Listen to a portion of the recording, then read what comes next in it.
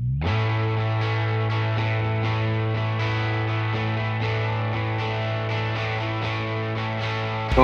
well, Jeff, I appreciate the opportunity. I love this program. I love the subjects that you're talking about. I think they're important subjects. For me, we're all on our own journeys, of course. For me, I reached a point in my life where I decided it was time to give back, and we all have gifts, right, to share. Hopefully, hopefully we have the opportunity to discover what those gifts are. And I reached the point where I wanted to address a single question. And this is related to a number of subjects, but I wanted to find the intersections between for-profits, nonprofits, and artist communities and spend the rest of my life in that zone, because I believe I reached the conclusion at that point in my life that some of the greatest challenges we faced resulted from us not understanding the role each of those audiences play in our lives. Artists are here to inspire us.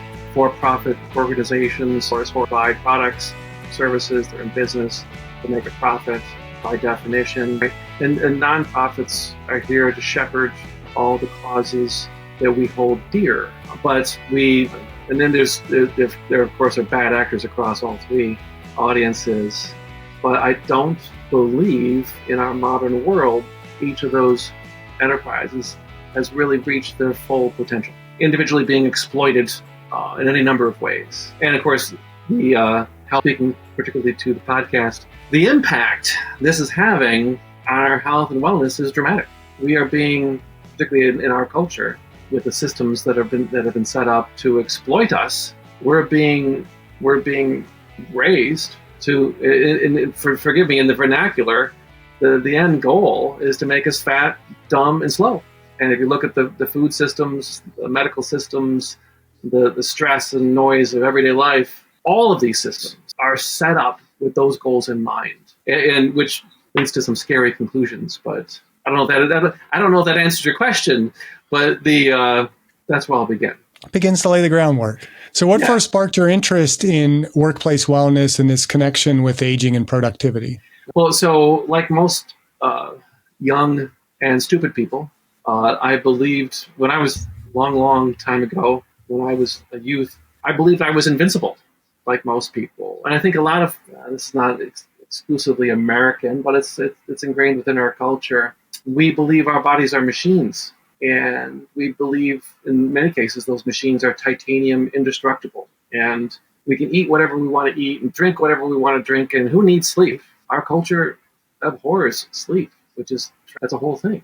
And so I was living my life. I was living in New York at the time, and everything's fine. And I suddenly realized, I came to the inevitable conclusion that I was lactose intolerant at the age of 31, I believe it was. And I found myself not able to consume cheese or milk or any dairy products. And how did this happen? And after years of research, digging into this, I came to the conclusion that it was soda pop that did it for me. And I won't name names, but these are horribly corrosive beverages. And the effect that has on our digestive system is dramatic, and people don't talk about it. I don't care if it's diet or not diet. It's horribly corrosive. Folks don't, and as I studied it, I think that something that folks, and the effect on workplace wellness, of course, is dramatic because we consume a lot of soda pop at work. But folks have lost sight of this idea that, depending on which God we pray to, right? Human beings have been on the planet for either 7,000 years or 300,000 years. We can talk about the details of that later. But in that time, let's just take the 7,000 year example. In that time, for the first 6,950 years, maybe call it 6,900 years, we did not have soda pop. For the first 6,900 years of human existence, we did not have energy drinks. We did not have all these wonderful snacks. We did not have any of this food. For the bulk of human existence, we were raised on proteins and berries and various twigs and such, right? Things that we could scavenge and agricultural rudimentary farming. For the first 6,900 years of human existence. And then in the past 100 years, and only 100 years, we have introduced, I'm a big RFK Jr. fan, of course, as you know, but in the past 100 years, we have introduced how many tens of thousands of additional chemicals into our food system? And so And we can have a spiritual argument or we can have a medical argument. I don't care. In only the past 3 generations, we have introduced tens of thousands of new chemicals into our digestive system, a digestive system that was never intended to be exposed, let alone digest any of these chemicals. And of course, it's led to, you look at all the rates of cancer, diabetes, Alzheimer's, to say nothing of all the other chronic diseases, autism and whatnot, that have all gone, it's all hockey stick growth, all the charts across the board. Gee, oh, I wonder, I don't know, what could have caused it? So, long story long, I modified my diet to keto, caveman, call it what you will. Today, for the most part, where I found healing was to return to the diet that our previous generation subsisted on.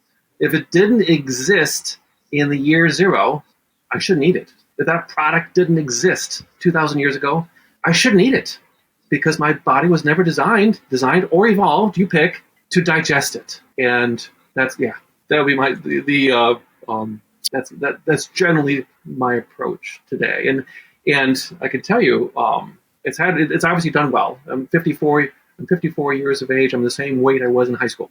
I don't exercise aside from taking walks. I walk as much as I can, but I eat as much as I want, and I can't gain weight because I believe, and everyone has their own challenges and everyone has their own journey.